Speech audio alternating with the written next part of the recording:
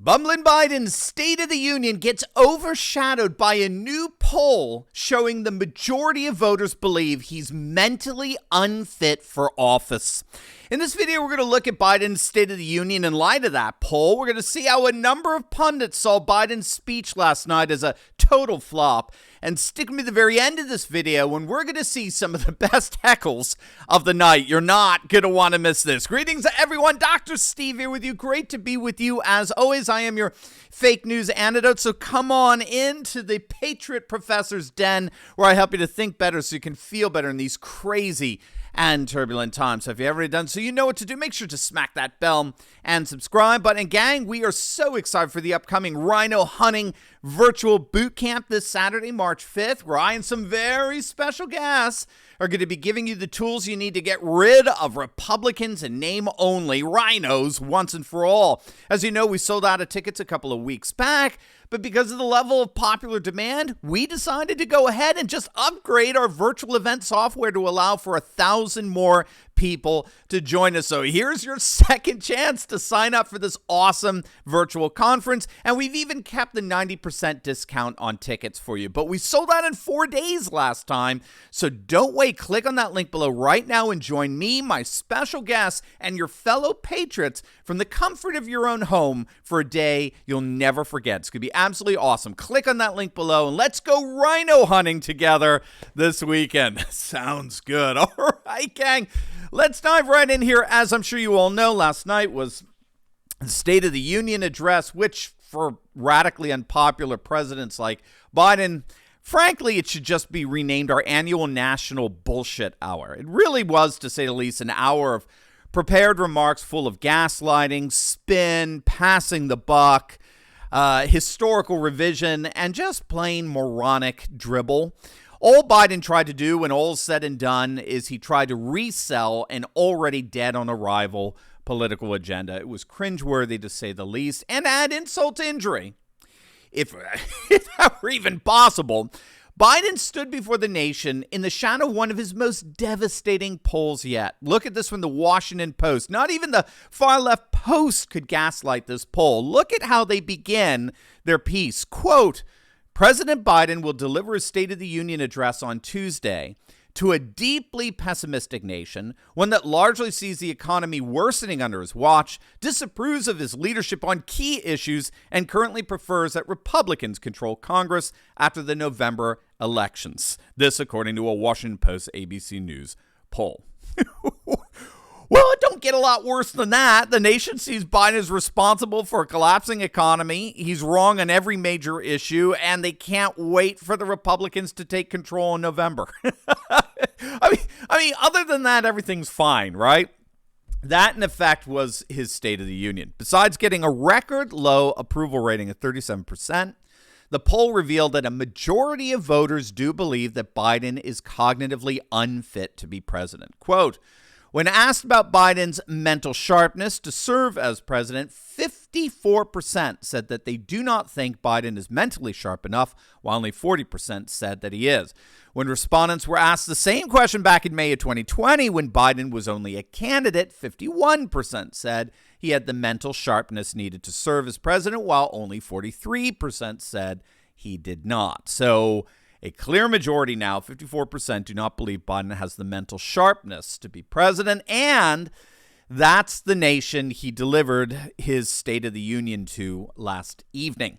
Needless to say, while the mainstream media, they already wrote their talking point script before the speech was even given, filled with gushing adulations for the supreme leader that nobody listens to, I think the New York Post was more in line with the majority of the nation's sentiments. Here's their headline this morning, rather sober. Biden's unserious State of the Union. And the opening paragraph reads, it takes a special sort of political cynicism to publicly thank the Ukrainian ambassador for her nation's bravery and then stress in the next moment that we will do absolutely nothing to defend her country with our military.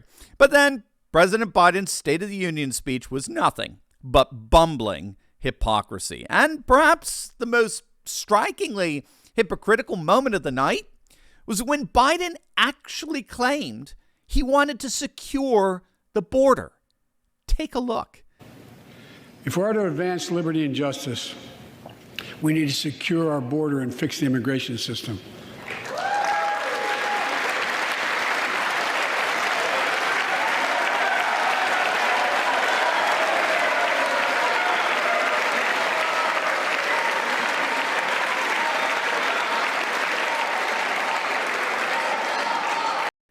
Did you hear the chant in the background? Right? Build the wall, build the wall. I mean, that was great. I mean, they were trying to turn Biden's State of the Union into a Trump rally. Imagine if they were successful in doing that. I mean, look, this obviously takes gaslighting to a whole new level. And it's hard not to think how Biden's ridiculous hypocrisy isn't just going to infest the population with total and utter rampant cynicism. Nobody's buying that. Biden's polling at the southern border could not be worse. And it's been that way from literally the beginning of his presidency. So he isn't fooling anyone with that nonsense. And that's the assessment that we're getting today widely. National Review's headline read, Biden fails to reboot his presidency. Former Obama advisor David Axelrod wasn't impressed either. He tweeted out, hard to avoid making a SOTU speech sound like a laundry list. The tide did not turn tonight. Perhaps most devastatingly, Jack Posobiec tweeted out, these are the faces of the 13 American troops who died during Biden's chaotic Afghanistan pullout operation. And this, of course, was in response to Biden failing to even mention Afghanistan in his State of the Union. But Representative Lauren Boebert did not let him forget. Listen to what she blurted out when Biden was trying to tug at our heartstrings about his son who died of cancer after having served in Iraq. And they come home, many of the world's fittest and best trained warriors in the world. Never the same. Headaches, numbness, dizziness. A cancer that would put them in a flag-draped coffin. I know. One of those. So she just yelled 13. Blaming Biden for the deaths of those 13 servicemen and women. It was pretty effective, to say the least. And as we're finding out, even his most unifying moment, when he addressed the Ukraine situation at the beginning, even that didn't help him. But first, what do you think of my Let's Go Brandon shirt, huh? Well, you can get your own by clicking on the link below. If you appreciate this channel as your daily fake news antidote, then please support us by visiting our merch shop where we have all kinds of awesome Patriot merch. Your purchases will, of course, be spreading Patriot hope as well as supporting this channel. So make sure to click on this link below or go to store.turleytalks.com. All right, so Biden's comments about the Ukraine situation at the beginning of the speech really was the only unifying element for the whole chamber. He certainly talked tough, but again, he was doing that in the shadow of the fact that 6 out of 10 voters blame Biden's weakness for Putin taking on Ukraine. According to the latest Harvard-Harris poll, 62% of American voters believe that Russian President Vladimir Putin would never have invaded Ukraine had President Trump still been in office. 62%. So Biden can't even benefit from admittedly the most unifying part of his speech. It was interesting because at one point in listing out all the sanctions against Russia, Biden actually said that Putin has no idea what's coming. Now, just from an analytical perspective, I mean, that statement is patently absurd.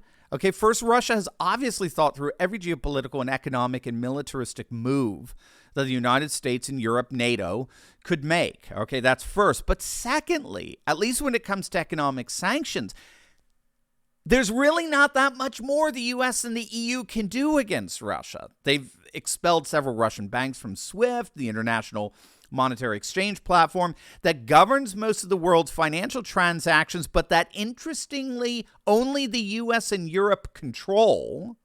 It's the very heart of economic globalism. And they've sanctioned Russia's central bank in an effort to impede Russia's ability to salvage the ruble, which they basically have.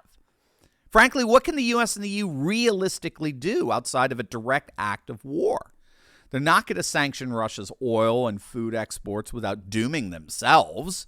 Remember, Russia's an exporting superpower, right? Petroleum, coal, wheat, commodities, aluminum, copper, fertilizers, nitrogen, potassium, all of which are our global economy is enormously dependent on, right? You can't sanction an exporting superpower without sanctioning yourself. In effect, it's suicidal, and it's counterproductive in that all Russia would do is just begin ramping up exports with China and India and Pakistan and Argentina and the UAE and the like. Again, it's just utter foolhardy. This is basic geopolitics. So I have no idea what Biden's saying there, but then again, that's just par for the course with Biden. So needless to say, the State of the Union appears to have done nothing to save Biden's presidency. If anything, it simply underscored precisely why so many voters have totally lost all their confidence in him. And I think we can expect things to continue to go downhill for Sleepy Joe from here on out.